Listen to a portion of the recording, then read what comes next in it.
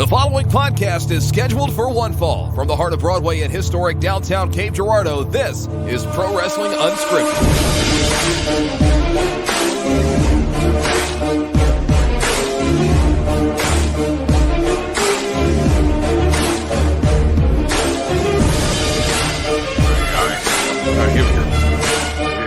Ladies and gentlemen, it's Wednesday, July 20th, 2022, and this is Pro Wrestling Unscripted here on the Podzilla TV. Was that too much? It felt like a little much. Let's try it again. This is Pro Wrestling Unscripted here on the Podzilla 1985 network. Oh, can't do it. If you're going to peak it, you might as well do it on the brand name. That's just good branding. That's good marketing. I'm Shannon Young. I'm Mr. 100. I'm going to be your host. With me, of course, tonight, we've got the original host. You'll get there. Of Pro Wrestling Unscripted. And the creator and star of The Inquest with Double H, which you can find a new episode on Mass Effect, dropped this week on Podzilla1985.com. We're catching on Spotify, Apple, or via Smoke Signal. It's great. I feel like the only thing that I keep forgetting to promote when I mention The Inquest is you don't have to be a fan of the thing I'm talking about to enjoy it. In fact, you might like it more. That's how I was with Game of Thrones. I was going to say, I've talked to a couple of people who really enjoyed the Mass Effect episode, and I know they're big fans of it, but I've also... I try to the first episode, like you mentioned, was Game of Thrones. This one's about Mass Effect. I try to make it in such a way that even if you know nothing at all about these things, because the show might be about that, but it's really, they've got their own themes. Game of Thrones is all about timing, and this one is all about choice in media and then the ability to make choices. Yeah. And so whether you know a thing about Mass Effect, whether you're a huge super fan, celebrate in 7 Day every year, or jack squat about it and don't even play video games, I think you can enjoy it. So go try it. Go check it out. I want to tell my Mass Effect story here on the air real quick. Yes. So when I started working at Gaming Grounds in Jackson as manager, I had a group of people that worked under me, and one of them, I won't say his last name, but his first name was John. Anyway, I'd known these guys for about 2 weeks, and I go home. They've got my phone number in case they need me. One day I get a text from John randomly, and when I open the text, it is a picture of an Asian man with long hair and the biggest penis you've ever seen, and under it said Mass Erect 3. And I thought, I've known you for about a week and a half, and you were sending me dudes with large dicks. We are not on this level. I don't think we're on that level yet, but that is neither here nor there. Tonight we're here to talk about wrestling. Professional wrestling. That's the show. That's what I'm told. I got 2 cups of tea in me while I was waiting for you. I'm wired. I've been shadowboxing in the basement for about an hour, and I'm ready to rock. He's been drinking coffee and taking no-dos for about 6 hours now. Well, all right, no, we're not going to do that. I tell you what made you think of that is because I used the phrase jack squat. That's what you were thinking. You want to mount to jack squat. Miss Chris Farley. Anyway, we're going to start off the show as we do every week by stealing a gimmick from our sister show, The Nerdiest Part of the Ring, where Hunter, as you know, and as our listeners know, Asa and Dalton, good friends, they like to start off their show with the power of positivity. Something they can put in the world that is great. We take the opposite approach here on Pro Wrestling Unscripted because we are the negative zone in professional wrestling. And this week, my least favorite thing in pro wrestling has to be NXT names. I'm tired of them. Are you telling me that you don't think Alba Fire is a great name? Fire spelled with a Y, for the record. Alba Fire was one, as irritating as it is, I don't hate Alba Fire. It's because not terrible. At least it sounds cool. It's like Axiom. Yeah. We'll be talking about Axiom here in a little bit. Don't you worry about that. Oh, boy. But today, or this week, it was on the July 19th show last night, they revealed, so the grizzled young veterans have been under the hoods of the Dyad with Joe Gacy. And everyone knew it was them. You could kind of tell because you've seen Under the Mask and people were guessing. Well, they revealed that it is definitely them, but they're not the grizzled young veterans anymore. They're no longer Zach Gibson and James Drake. Do you know what their new names are? I don't, but I'm going to hate it. I'm certain. I hate the first one, and the second one makes me want to die. The first one is Jagger Reed. Let that sink in for a second. I would rather it didn't. I would like to remove it from the wound in which you have placed in me with it. Jagger Reed. And the other Jagger Reed. And the other one, this is my favorite one. I don't know, man. It's, oh my God. Rip Fowler.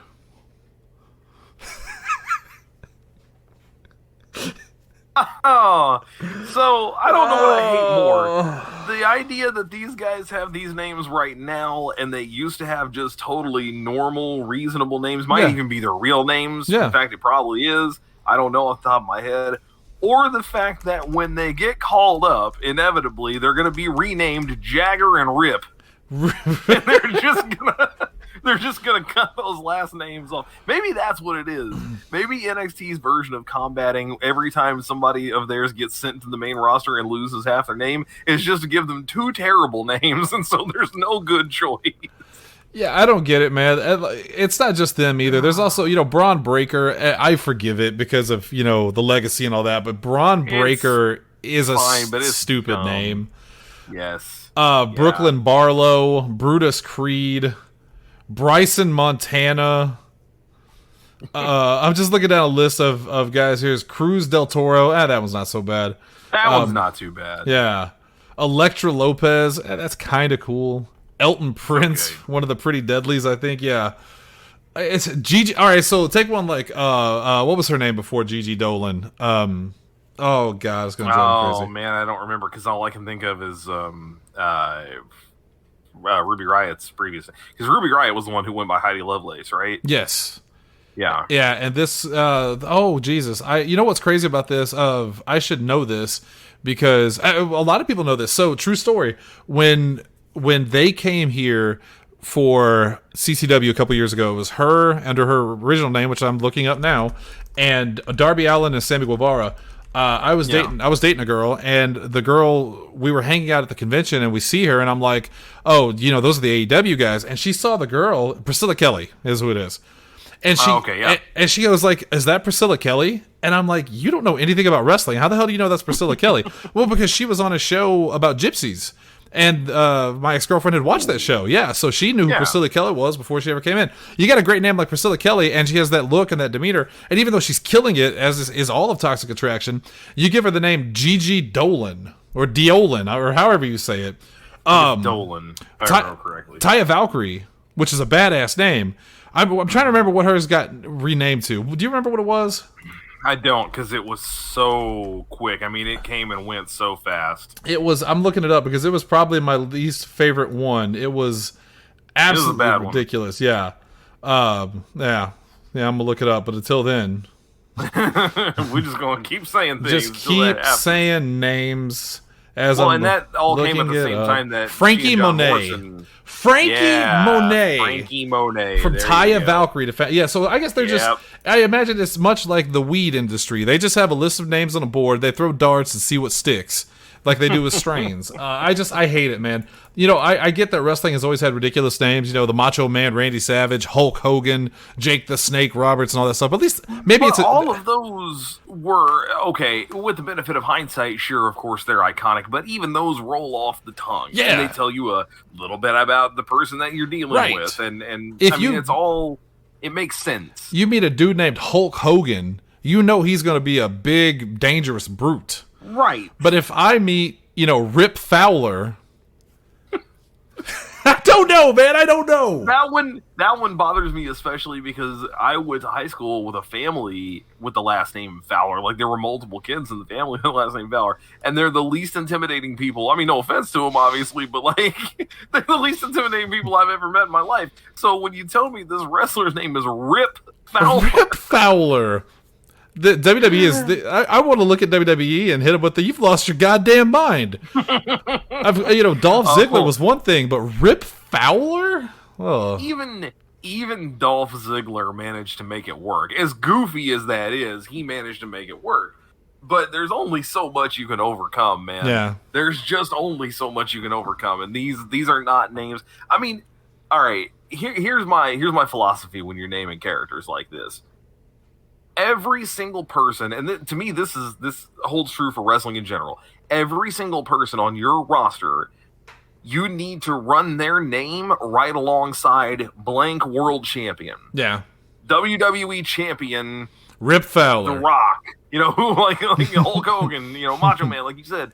All of that stuff makes sense. But yeah, NXT champion Rip Fowler. Yeah. Really? And, is that who's going to be? Even if they're tag team specialists, even if you don't think they're going to ascend to that level, like Rip Fowler and do you want to put that Reed. name on a press release? Yeah. Do you want to put that name on a meet these NXT superstars here today sign? It's a weird thing. The names and the renaming in WWE, Walter to Gunther makes no sense.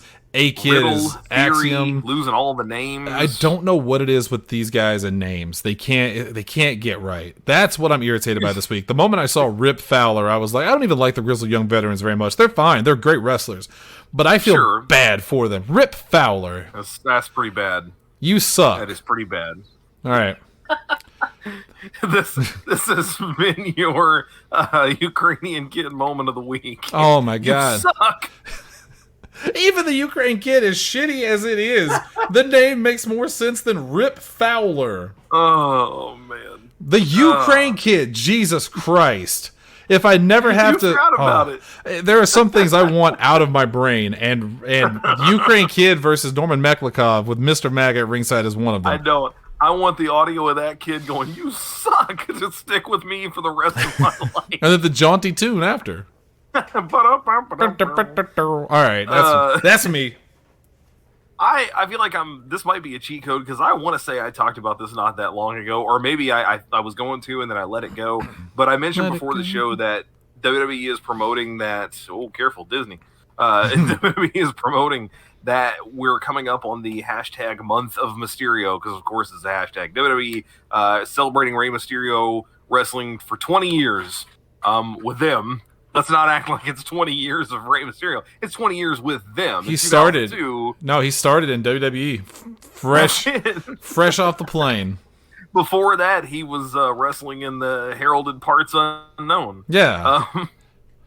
So I really hate celebrating like arbitrary deadlines of things. I don't know. It's really nebulous, and I'm not like super mad about it. But we just came off of like Cena month. Yeah, well, you got another one coming up. Years. Goldberg. Goldberg's is coming up right after Mysterio's. Yeah. Well, this is the other thing. Okay, I don't necessarily hate Mysterio's as much, at least because he's legendary. In wrestling. He's still doing stuff. John Cena is so in and out. I mean, it's very clear John Cena is part-time at best with WWE these days. Goldberg, even more so than him, maybe, to a certain degree. But they're never there. Like, dude, what are we celebrating? What are they going to do? The fucking irony. Ignoring the fact that we talked about it last time, that this is just a cheap attempt by WWE to get ratings and go, hey, remember how good things used to be?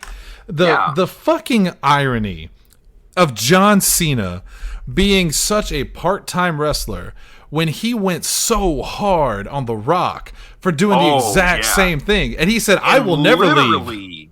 And literally the exact same thing, because it wasn't just him going, I'll never leave to go do other things. It was, I'll never leave to go to Hollywood and make movies and be a big star. Meanwhile, cast John Cena coming up in season 2 of Peacekeeper, Peacemaker. On HBO Max. On HBO Max. Yeah, I'm surprised more people haven't called that out, of that John Cena. That was the basis of his entire argument, of a legitimate beef he had. Of The Rock left, they did movies. I'll never do that. I'll never leave you guys. And the moment they were like, hey, do you think you could play Bumblebee? He was like, well, he wasn't Bumblebee. We'll just, for argument's sake, he was like, yeah, I could be Bumblebee. He was Bumblebee, wasn't he? He was the general that was out to get Bumblebee, and then he turned good. Because he used to be a Marine, or he was in the Marine or something. I don't know. He was in the Marine. Randy Orton was an actual Marine, if I remember correctly. Well, don't say it's Sergeant Slaughter. Sergeant Slaughter. No one knows what the fuck. He was a G.I. Joe. That's all that matters. But yeah, I get it. These arbitrary fucking of anniversaries that mean nothing. Yeah, they did them with Austin. They really started doing it around the time of like Austin and The Rock being out of there for a while, and then they would come back and it's a big celebrated moment. And the more I talk about this, the more I definitely remember talking about this on a previous show with the Cena one. But the Mysterio one coming up, I don't want to say it bothers me more because, again, at least he's around and they can do something. But like, what are they going to do? Have a cake for him backstage? I don't. I just swear to fucking God, if there's a piñata, I'm out. If they have a pinata and he can't reach it because he's so small, I'm out. This is another time where I need you to have watched The Office because they're celebrating Oscar's Mexican heritage, and Michael says, "Oh, get some, Mexican stuff for the party." So you see Ryan with a bottle of lemonade from the vending machine and a Sharpie, and he just puts a tilde over the end, so it says lemonade. Lemonade. Yeah. Oh yeah, then he puts an accent on the E at the end. I remember that because it's lemonade. He's like, he shrugs at the camera like, all right. Yeah, no, I already, so I don't know why it pushed it out to me, but I saw the clip from Raw with the Judgment Day and Dominic and Rey and all of that. It's going to be hard to celebrate Rey Mysterio when he's currently just bumming around these like pseudo tag team division with his son, neither one of them doing all that well. Like, it'd be one thing if they were really pushing him, but let's look back at Rey Mysterio's career. Is he a legendary performer? Absolutely. But does he really have much in WWE to look at? Because he has that great moment where he won the World Heavyweight title against Orton and Angle at WrestleMania, and that was 22, 3? I don't remember. And then that was legitimately one of the worst world title runs like in modern history. It was awful. He lost almost every match he was in. Yeah, because part of the only reason he won that title was because Eddie died. Yeah. Oh, yeah, the whole thing was an Eddie nostalgia trip. Right. And obviously Eddie's not there to do anything about it. And then even the build-up to that was with Orton pulling the, Eddie's burning in hell thing. I was actually at I was at a Raw in St. Louis. Either Raw or SmackDown. I forget which one it was, but Lindsay and I were at a Raw or SmackDown in St. Louis, and it's the only time I've ever been to a show like that, other than pay-per-views. And I still remember there's one time I ever got a chance started at a WWE show, and I'll never forget it. I think it was JBL. He was talking to Ray, and he said, yeah, you're a really great champion. You're so good that they don't even chant your name. They chant Eddie's name. And I immediately started chanting Ray, and the crowd started chanting Ray, and I was so proud of myself. But then it was quickly drowned out by the Mysterio chants or something. So whatever. Mine was better. Anyway. I did it better. Yeah, so I got you on that. I'm with you on that. Hey, Speaking of Monday Night Raw, and I thought of something else that I hate. WWE's bullshit pandering to the crowd of love us, ignore all the bad things. Oh. Sending poor Titus O'Neil out there to... I forgot we talked about this, because we talked about this long before. I mean, a couple days ago when it actually happened. Yeah. Embarrassing.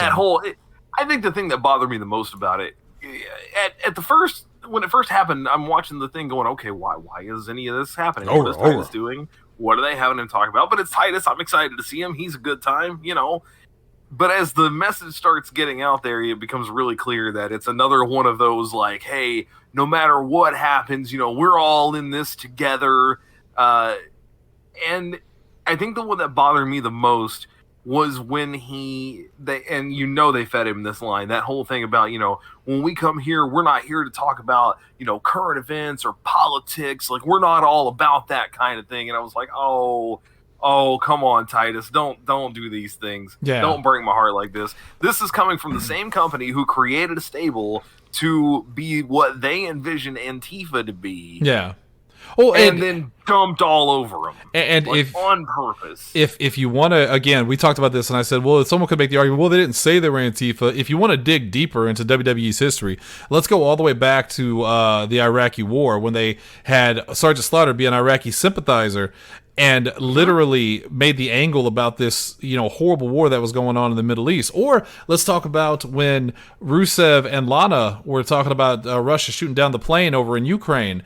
Well, that led to things years down the road, didn't it? And they actually had him come out the next week and say, basically, I'm sorry if you were offended by what we said. Yeah, yep. Fuckers. Let's talk about JBL goose-stepping in Germany at a live event years ago and getting himself in trouble over that. What about JBL at the border, literally rounding up Mexicans and sending them back? Yeah. But this isn't a company that's going to get political with you. They're not going to do that. This is not the company that put on a wrestling match with two random indie wrestlers dressed as Donald Trump and Rosie O'Donnell. That didn't happen. Oh, shit, I forgot about that. Thing. Well, don't forget about the three-way with, I think Hillary got in there at some point, too. And yeah, probably. Yeah. And Obama.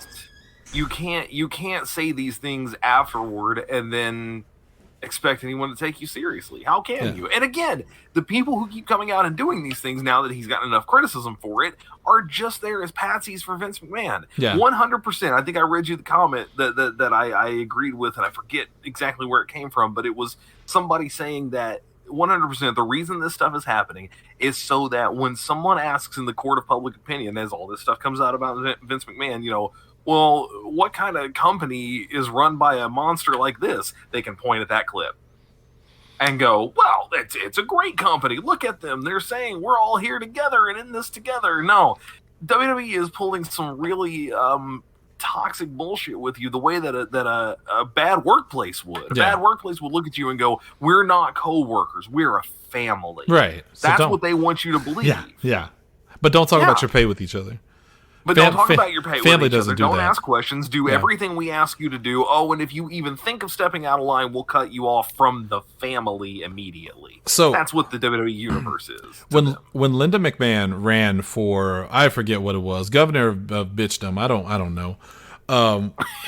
Governess. I'm sorry. When she ran. Right.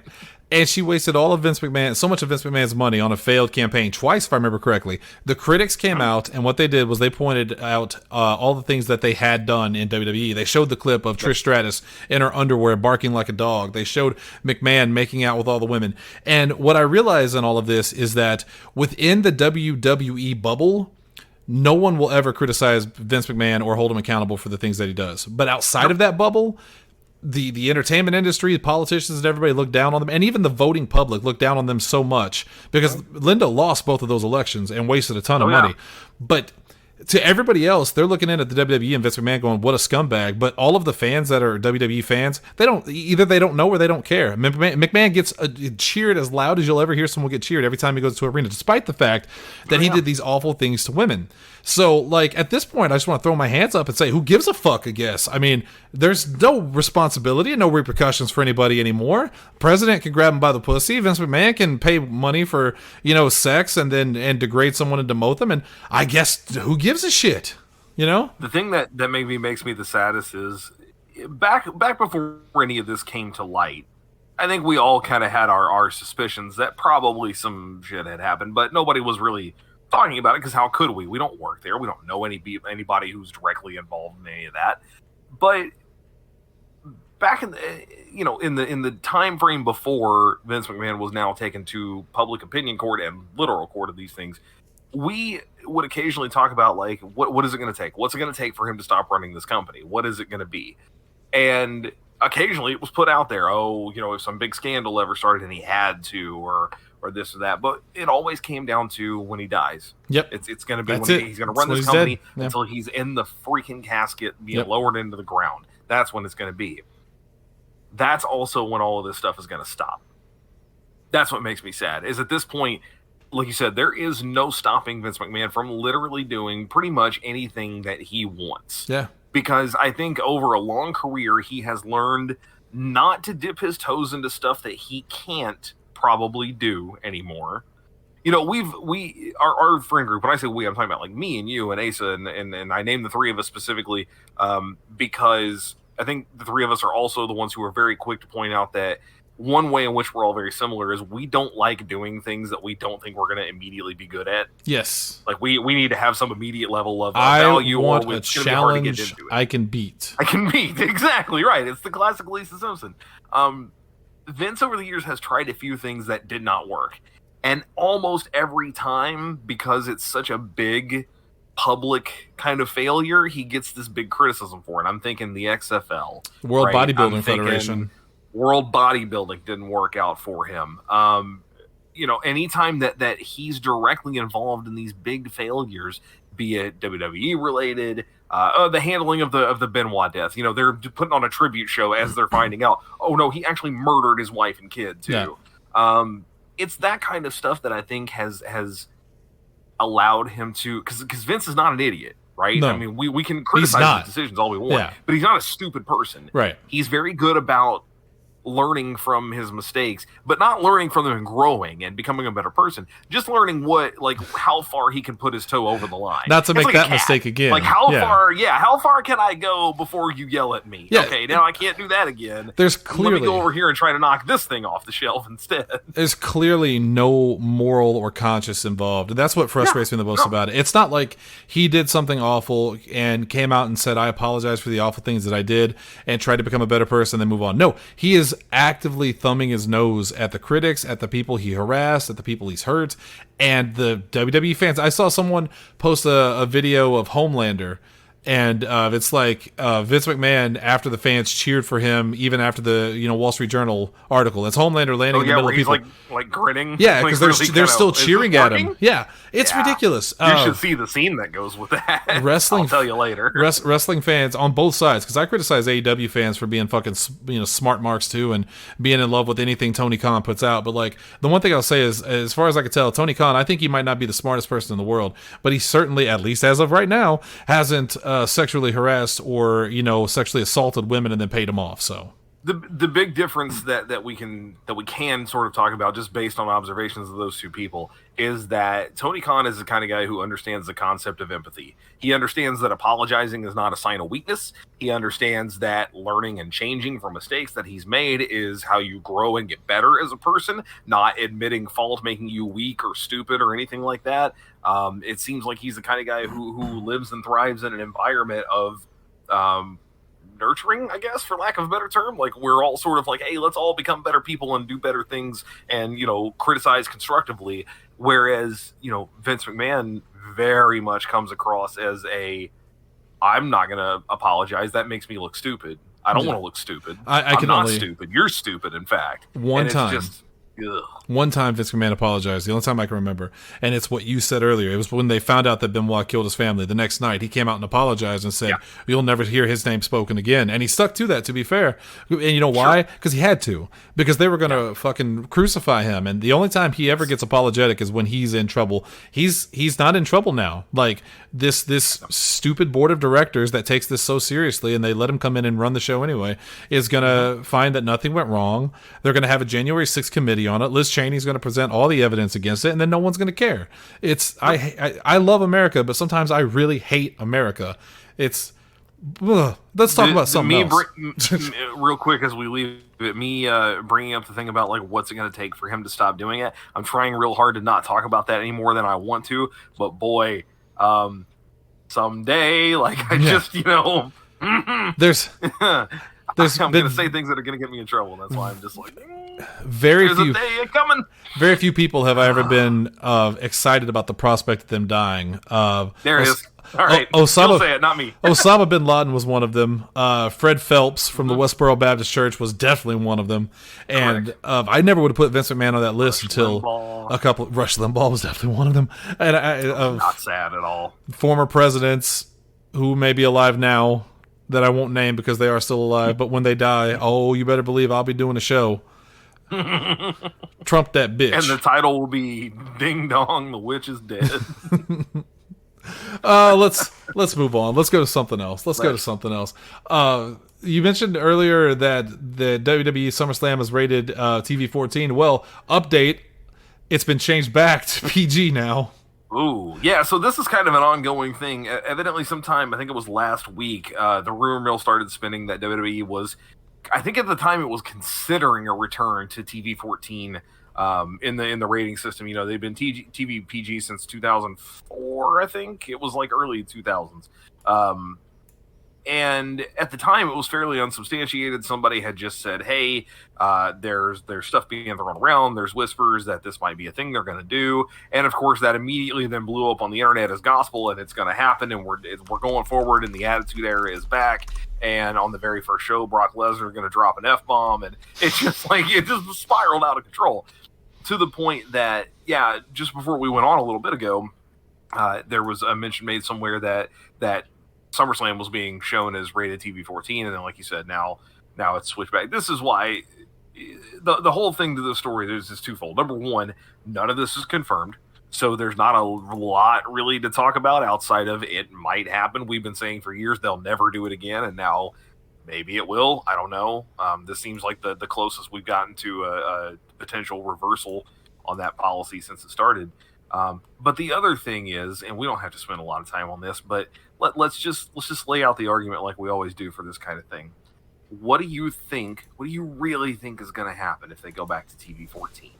Those of you who are, and I'm not you. I mean not you, Shannon, but like Hello. People who are clamoring for this thing. Like, what do you think you're going to get? Because is it the Attitude Era? Because that ain't going to happen. I don't want the Attitude Era. No. I mean, first of all, the reasonable people among us don't want that. Right. I want it for some, like giving people a storyline and all of that. I'm for that. And I like a little bit of edge, as long as, and also edge, as long as it makes sense. But, Attitude Era, for every Rock Austin storyline, there was also giving birth to hands, choppy your pee-pee, choppy your pee-pee, porn stars, objectifying women, misogyny, racism. Yeah. Like, I don't want to go back to that, man. None of that is going to come back and fly anyway. You said they would crucify Vince McMahon. They would have the whole company up on a pike if they tried any of that stuff nowadays. There's no freaking way. So my guess is, realistically, if they go back to TV 14, here are these are the most realistic things you might see happen. Number one, they'll get a little more lax on the language. Yes. Guys like Lesnar and several others. Brie Bella is going to be back more, calling people bitch every week. Yeah, they're a little more likely to do that kind of thing. So they'll be able to get away with that without having to pay their little extra fines to the censors. Blood. Will you get blood more? What you might get is less awkward interference. Admittedly, the whole PG era interference of, okay, we got to stop and clean this guy up in the middle of a match, that's a little much unless he's like full-blown gigged, bleeding out like Randy Orton, that JBL chair shot, or Orton. Yeah, if it's like real bad, okay, get in there and fix the damn thing. That's just a health issue. Yeah, I never really liked the whole like referee stoppage. Samoa Joe, he got that one in NXT and they had to stop the whole thing to clean him up. But what you're not going to get are unprotected chair shots, crazy weapon matches. You're probably not even going to get intentional bleeding outside of a few, rare cases. I just think don't do that anymore. I think when people say they want the TV 14 to come back, I think a majority of them, what they mean is they want to see, Sasha Banks in a thong. They want to see pillow fights. And they want to see. That's not going to happen either. And it shouldn't, man. That's the third one. That's what I was coming to. Yeah. That's the third thing. So that when you talk Attitude Era, you talk about, like you said, the language, the visuals, the blood, and then that stuff, like pretty much everything they did with the women's division. That stuff's not going back that way. It's not going to happen. The women there would not have it today. The court of public opinion would not have it. Your audience will not have it at large. They have. So what do you think you're getting? They have a good thing. Like when it comes to the sexy women and all that. Like I think you can look at Toxic Attraction and NXT and see how it's done pretty well. I mean, it's still written by men given to women, so it's sketchy no matter what. But like they're gorgeous women who dress maybe a little bit more scantily clad than the other girls. But they're also taken seriously. They're wrestlers. Yeah. Yes, they're technical, like professional wrestlers who, like you said, are taken seriously. There are actual championships and storylines for their division, and not just, okay, we got to devote 5 minutes to this every week. Do we still have women getting 3 to 5 minute matches every week? Yeah, but kind of everybo's getting that, so at least we're equal on that playing field, I guess. And we don't have bra and panty matches, and we're equally getting women in the main event on a more regular basis, on Raw, on SmackDown, on NXT. So if you're thinking you're going to go back to that, that's the one you're least likely to get. I would think you'd be more likely to see blade jobs come back than you would all that stuff. But the whole TV 14 thing, I think, is I don't get it. I don't get what you could possibly be getting out of it. Should we start the hashtag now? Hashtag blade jobs over boob jobs? You can do that. I'll message Dalton, see if he'll get that started. He can take the credit for it. Yeah. Watch that be the thing that launches them into the fucking stratosphere. And then you can take credit for it. You've got it on tape right here. No, I'll delete this as soon as we're done because I don't want anyone to know. All right, so moving on from that, the thing that again, nothing's confirmed. We don't even know that that's going to happen. It's just a rumor. Yeah, they changed it back to TV PG. We'll see what happens. A couple quick things, then we'll get the fuck out of here. We talked about Axiom earlier. I wanted to mention this. He debuted this week, former A-Kid, and you mentioned this. I had a whole different thing from him that I saw. My thing was visually. Apparently, there is a wrestler named Razor Wing who says that Axiom copied his look. I'm putting this in the group chat for babies real quick. The link to the PW, the 4-1 Mania. I haven't seen this. Scroll down a little bit, and Razor Wing tweeted, "Mom, can we get some Razor Wing? We have Razor Wing at home." And admittedly, it's pretty close, man. Like, I don't think they ripped them off, but it's shockingly close. Even the hand pose that he's doing, it's pretty close. So waiting on the imagery to load here. Oh, whoa! That's not just shockingly close. It is damn near straight ripoff, especially with even the color scheme. Yeah, black and gold. It's not just the black and gold, but it's the outfit, it's the mask, the pose. Like you said, the pose, doing the crossed arms with the fingers. Yeah. What it looks like, great. It looks like Razor Wing is the Indies version, and then the right, Axiom is when he went to WWE and they gave him an upgrade on his costume. It looks like the same guy. Yeah, that's an alternate outfit. He got a better seamstress to do the work for his stuff. Yeah, but that's not even the thing you mentioned. I had heard about this, but I forgot about it. Something that Deonna Purrazzo said. So it was actually Chelsea Green who brought it up, but Deonna Purrazzo confirmed it because it's about her. Axiom's whole thing, the vignettes they've been using up to his debut are all about, like, they're very math oriented, and it's all about, like, calculations and formulas, leading to the idea that he's very or they, or whatever, however they're building this character, that this Axiom character is very much built around work smarter, not harder. I'm going to beat you by way of technicalities and calculations and flipping, like, being, that's what it is. But being the better, like, technical, I'm not just going to beat you into submission. I'm going to outthink you in the ring. Chelsea Green then tweets earlier today and tags Deonna Purrazzo and says, "Isn't this like literally what you pitched for your character in NXT?" And Deonna's, I forget her exact response, but it was something to the effect of, pretty much. This is what I was going for. So people were talking about how the Virtuosa character was very much meant to be that again, she is this incredibly intelligent wrestler who will use her brains and not her brawn to beat you first, but is also capable of the latter.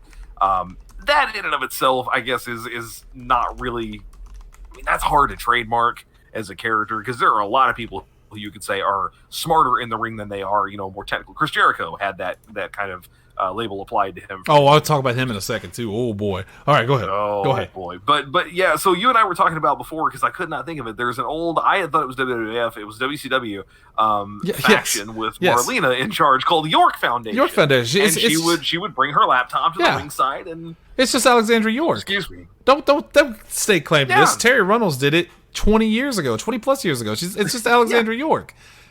Yeah, and she'd be running calculations on how to win the match, and then she'd go up and, like, whisper something to them, and then their team would win. And it's they didn't usually win, but that was the idea, was that they would win. Presumably they won somewhere sometime, and that's the way that it went. Yeah. It's bad. All right, so one of the best. You talk about original ideas, because there's no original ideas in wrestling. So for her to say, "Oh, this was my idea, you ripped me off," I don't believe that. I think it's just a coincidence. Whatever. But a legitimate original idea, and I'm going to give full credit here to Dalton again, Dalton Anthony. It's something he told me a long time ago, and maybe he ripped it off from somebody, I don't know. You would appreciate this. Before we were wrestling, I think he had started wrestling in Stride, and I wasn't doing anything yet. Maybe I was doing ring announcing, I don't know. But he talked about me managing him in Stride, I believe, Dalton. I'm sorry if I'm getting some of the details wrong. And we were going to do a Dungeons and Dragons gimmick where I would roll dice, and then I would yell that move out to Dalton, and then he would do it. He would do a thing. Yeah. That's great. You're gonna love this, because it leads right into what we're talking about. You and I both did a lot of e-fetting back in the like late 90s, early 2000s. Oh yeah, most I definitely. think our last one, the last one I was in, led all the way up until like almost the end of the early 2000s. I had because you run through multiple characters. I had a character who was D&D oriented, and Rob Miller, I hope, is listening because he'll be able to tell me the guy's name. He had this really like intentionally kind of dorky name. Came to the ring in a cape. I described him as like super thin and everything, and all his moves were centered around like the critical hit and all that kind of stuff. He was a wizard, so he had a magic missile. He was a missile drop kick thing, So yeah, I mean, I've loved the idea of having that as a deal for a long time. He eventually got mentored by a much cooler guy who like tried to make him cool, and it didn't work very well, and they kind of rubbed off on each other. It was a neat thing. But in the meantime, as we were talking about that, I looked it up because I wanted to see exactly what it was that they'd said. So I don't know who Denise Salcido is. I guess she's a pro wrestler too, it looks like. But she was the one who had tweeted initially, the Axiom entrance is pretty cool. He's a mathematical superhero with a couple of pictures of him from NXT. Chelsea Green responded to that and said, I'm dead. This is everything at Deonna Purrazzo pitched. And Deonna then responded and said, well, it only took him 4 years to understand. Now, in the wake of all of that, Lance Storm comes along and mentions intellectual property unfortunately means they own every idea you have while under contract, and Chelsea Green then confirms that. So what that means is what they're like the furthering of just, oh, I had this idea and now they're doing it, is like, you actually kind of stole that from me, and yet legally you're welcome to do it, because if I pitched it to you and you said no, you can then take it years later and go, what if we give it to a dude? That would work. So isn't that pretty much what happened with Tim Burton and Disney? Yes. And I wish I could remember exactly what for. It wasn't Nightmare Before Christmas. I think it was Nightmare Before Christmas, because Burton came up with the idea, but it was technically a Disney film. So everyone always credits Tim Burton for Nightmare Before Christmas, but like, no, it was just his idea, and they pretty much took it. Yeah. I'll have to ask Lindsay. Well, eventually, I'm pretty sure he fought to get his name on it, and that's how they did it, because he didn't direct it. It was his storyline and his storyboard. Yeah, I know it was, because I remember reading about this. He wrote everything out, had it all set up, wanted to do it, but then he and Disney had a lot of friction. They weren't getting along very well in the way they wanted the movie made, so he left. He bounced. And they decided they were going to keep making it. Well, he hit him back legally with, okay, you can, but you have to credit me for it. You have to give me some level of credit for it. And I think he won a lawsuit over that, if I remember correctly. So yeah, it was basically the same situation. Stay tuned to tomorrow's episode of After Dark, where we ask Lindsay live on the air, hey, what happened with Tim Burton and Nightmare Before Christmas? She will answer and know everything about it. Speaking of Jericho, really quick before we get to the final thing, because that's all I got, unless you got something else. Not really. All right, good. So, Elder Scrolls time. All right. Jericho, this is my segue into it. Jericho, he put out he did a thing. He basically trashed China and said she was awful and hard to work with, and said, I'm not trying to, I'm not being mean or being rude to the dead, but she was the worst worker ever and I hated her. That's not what I want to talk about, though. At this point, I think Jericho's kind of a piece of garbage. Oh, yeah, go ahead. He is, and real quick, I just want to confirm for this. I don't know about that last part, because I went and I dug into that story thinking what was going on here. All of that stuff that he said, and I'm not defending him, I'm just clarifying. It was in the was said in his book before she died. That's true. So Hunter, he criticized her a lot, but he did it while she was alive. So when he responded to it, he basically said, hey, whatever about this respect for the dead thing, I didn't say any of this after she passed. Did I need all of it? Yes. And I mean, if you don't like me for that, it is what it is. But Hunter, I didn't say it because she's dead. But Hunter, don't you know that when someone passes or something bad happens to them, all the things that they're they now did, the best thing ever. Look at Bruce Willis. Kevin Smith went back on what he said about him during the movie Cop Out and was like, "Oh, I'm sorry if I had known that 20 years later you would get a bad disease, I wouldn't have said these awful things about your attitude during the movie." No, it doesn't change what they were during that time period. No. I saw there was a meme from Futurama where Leela says, don't speak ill of the dead, and then Fry says, well, don't be a shitty person when you're alive. Like, I know that's clearly not from Futurama, but it's a good point. Like, just because someone dies, it does not all of a sudden, cleanse them of the things that they did. Oh man, when Michael Jackson died, dude, I was in radio on the air. In fact, I think I was still working in news when Michael Jackson died, and I remember people just losing their minds. And I get it. I mean, technically he was exonerated of all this stuff, and there were a lot of people who just loved him for what he was. But I do also remember an awful lot of just God, he was the greatest person ever, and we've lost such a treasured hero. And I was like, oh, have we? Yeah. You know, flawed genius, but like that's the best way to describe it. Was that very flawed smart, genius, very good at what he did, but also real bad upbringing, and maybe carried some of that with him into some other stuff. I mean, the dude It's not the legitimately show, but still. well, the dude legitimately, you know, laid in bed with children. He said it was innocent, and some of them did too, but like just laying in bed with children is a fucking red flag. And you can definitely put a lot of that on the fact that he was so rich and so popular at a young age, and had terrible parents and all that stuff. So yeah, that's not this show.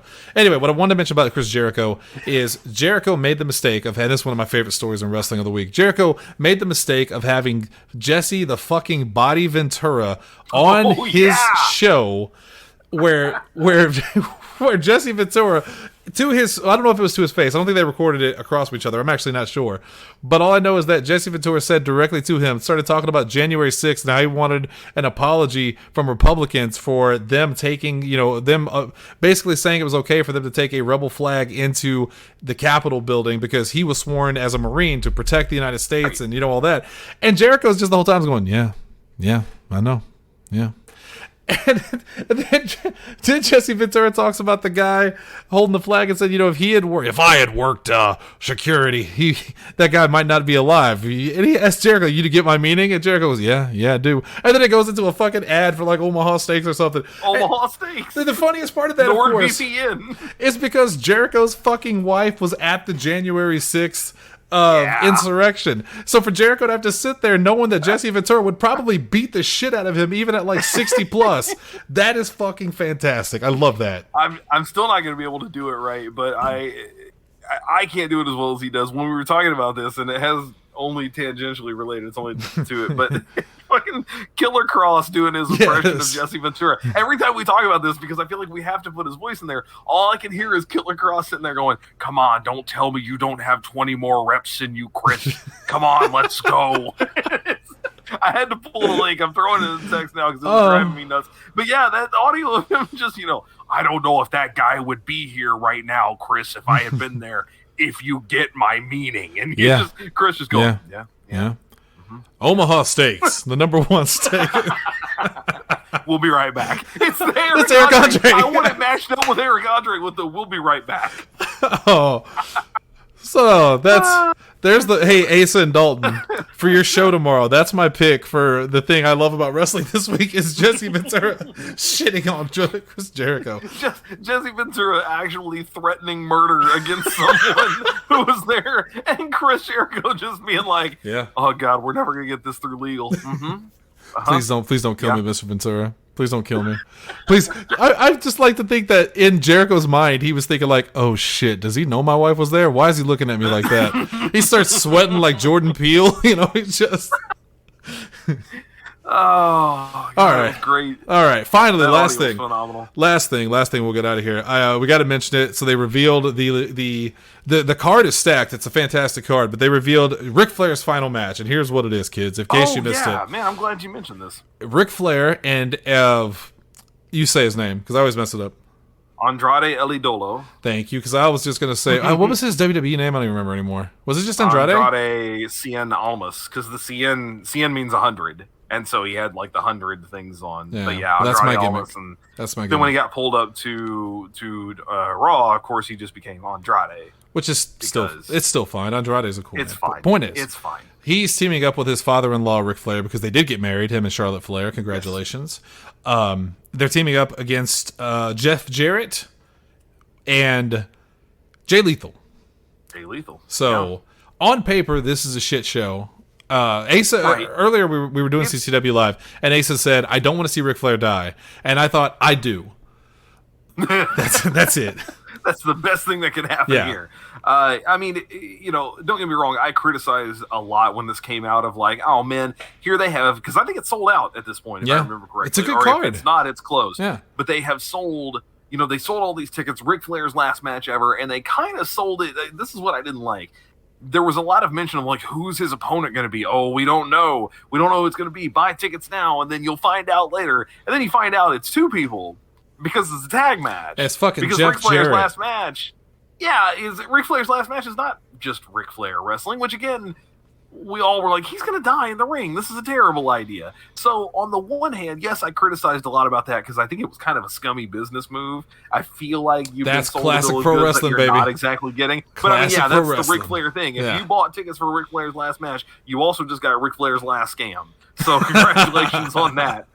But the other thing that like, while that bothers me, on the other hand, this is going to be an exponentially better match now. Because let's get real, Flair's not going to wrestle most of that match. He's going to probably play face and peril for a while and take some moves that he can take. He's going to do the flop. He's going to get thrown off the top. He may style and profile. Exactly. And then he's also going to get the hot tag at some point. He's going to run all the moves. He's going to do the eye poke. He's going to hit the low blow behind the back. He's going to put on the figure four. Yeah. He's going to win with the figure four, likely over Jarrett. I mean, it's going to be a better match than it would have been before. But this was a no-win situation for me, because otherwise I would have criticized it for this is a bad idea for him wrestling on his own. And now it's like, yeah, but you sold all the tickets, and then you went, oh, actually, there's 3 people in the match, and Flair's only about a quarter of it. I don't know how I feel about just how much promotion and love this is getting, considering all the revelations that came out about Ric Flair after that Dark Side of the Ring Plane Ride from Hell episode. Yes. That seems to have been forgotten at this point. I mean, AEW dropped him like a brick. WWE took him out of the opening crawl. They put him back in. I don't know if you know that. The Woo is back in now, which apparently Flair personally went and thanked Vince McMahon in person for it. Sure. Because, of course, Vince McMahon would... Probably while both of them were writing checks to people. To just non-disclosure agreements to everybody. I was watching the newest Wrestling with Regret, and Brian Zane was promoting it, and I thought, well, I mean, Brian Zane's pretty good about holding people accountable for being scumbags, and now he's promoting it because he's at StarCast. He's going to be there. Jordan Grace is on the card, and Jordan Grace is another one that's really outspoken about scummy people, especially when it comes to like sexual harassment and stuff. So for her to be on this show with Ric Flair, I don't know, man. I don't like the forgiveness, or at least the ignoring what Flair did. But at the same time, I also think, like, I'm one of those people that says, you know, someone can do something terrible and then make up for it. I mean, we have to give people a chance to change and become better people. But again, this is one of those situations where Flair didn't go, yeah, I fucked up and I'm sorry. It was, I never did it, I'm woo! And then he Flair flopped on his fucking lawsuit and all that. So yeah, that's the thing, is that you've got, and don't get me wrong, I get it. When we don't take something to its logical conclusion in our society of court of law, then it's one person's word against the other. And it still is there too, but especially outside of that, you can only take one or the other. But you have multiple people saying this happened, and only Ric Flair saying it didn't. Why are we believing him more than anything else? And again, at what point do we, like you said, he didn't really apologize. No. He didn't really do anything to make up for it, other than just saying, I'm done. I'm done. But he's not done. I'm going to wrestle one more time. I'm going to sell a shit ton of tickets. Yeah. I'm going to retire for the 16th time. Woo! And then I'm going to come back and do it again at some point. Look, the old Terry Funk plan of action. I was going to say, if you really think this is Ric Flair's, at the very least, it's not Ric Flair's last time in a wrestling arena. Okay? No. It might be the last time he officially wrestles a match, but if you remember, he had one of the greatest retirements of all time against Shawn Michaels at WrestleMania, going out with a huge emotional, or probably one of the most emotional moments of WrestleMania. And then he went to TNA in general of all time, and then he fucked off the TNA and screwed it all up. Yep. It just... Yeah, and I really think it won't be long before he goes back to WWE and he's managing Charlotte or something like that. Or because AEW won't touch him. Again, Tony Khan, whether it's because he really does have a moral compass or he just knows better of, I'm not going to touch that because it's bad. I don't think they're going to touch Ric Flair. But Vince McMahon will welcome Flair back with open arms because they'll just go out there and helicopter dick their way to the arena. Tony said as much about Hulk Hogan back in the day. AEW will never bring Hulk Hogan in. And at the time, we all kind of laughed and went, well, you're never going to get Hulk Hogan anyway, so what difference would it make? But nowadays, over time, it's kind of become a legitimacy thing of, okay, well, stick to your guns then, man. Man, you talk about a guy like... I've always talked about how much I love Hulk Hogan. It's something Chris Slammer and I have in common. The difference between me and Slammer is that Slammer continues to believe in the prayers and the vitamins. And a couple years ago, I wanted to be forgiving of the whole racist thing because people can change. Everyone says stupid things, et cetera, et cetera. But Hogan, over the years, has just proven himself time and time again to be such a dirtbag and such a scummy person who only cares about himself. And I hate it. I hate it. Anyway, that's it. That's the show. We're out. I was going to say, we go any further, it's just going to get worse. We're just going to sit here and lament the entire time. So we're going to cut it off there. Tomorrow, all new of After Dark here on PZ85. Lindsay's going to give us a full a full rundown of what happened between Tim Burton and Disney. That's going to be a lot of fun. We got an all-new Top 5, Hunter. Last night was the first episode of the Curse of Strahd campaign. Yes. Sound quality be damned. It was a lot of fun. It's the first. Okay, so PC85 Plays has now been going for just over 2 years. This is the first time we have played a live game that we actually streamed and recorded. In that time, we've only played one other live game. It was only tangentially related to some other stuff we did, and we did it completely off the books and off the record. This is the one, and it was the very first episode of Curse of Strahd. So if you're interested in our new big campaign with Cody Sandusky running as the DM, me and Shannon and Lindsay and Kaz. And Tanner. And Tanner. I knew I was forgetting the name, and for some reason I couldn't remember. Make sure you go back and check that out. Again, Shannon mentioned earlier, I dropped a new episode of The Inquest on Monday. There are now 2 full ones of those. Both together would not even take up just over an hour of your time. So please go check them out. Let me know what you think. If you have ideas for future installments, I've told the guys that have been helping me getting all this together, I don't want everything to be about good series with bad endings. That's not the goal. That's not what the show's about. Doing this. Game of Thrones, Mass Effect, back to back. It's been the same thing. Well, so coincidentally, tomorrow's PZ85 top 5 list is good series that had bad endings, and how would you have changed it? So hey, more or less, that was the thing I pitched yeah. last week. Is one thing that it's a series that you love, but it's got one big flaw, and you have a suggestion on how to fix it. Right. That's the idea. Also, when it comes to the Inquest, before we leave, totally, I definitely am planning on working on the Halloween episode next. Yes. Because on average, it's taken me about 2 to 3 months to get these done, and my world's about to get real busy again too. So I just don't want to miss a Halloween deadline. So if you have an idea for something that you want to hear me talk about, a franchise or whatever, I mean, Ghostbusters is the obvious one, and it's what I'm considering, but I'm open to suggestions. Well, we also have a big, speaking of scary things, I got two names to drop on you real quick, and that's all I'm going to say for now. Alien versus The Thing. Yeah. That's all I'm going to say. We're going to get out of here. And out of nowhere. Just came out of nowhere. Is started from a meme. right now. Thanks, Shudder. Yes. All right. That's it for us tonight. Tomorrow, after dark. We'll see you guys then. And for myself and for Hunter, thanks for tuning in. Double H, take us out. 5 Finger Death Punch. Music for Son of Divorce a Cops. bitch. Later.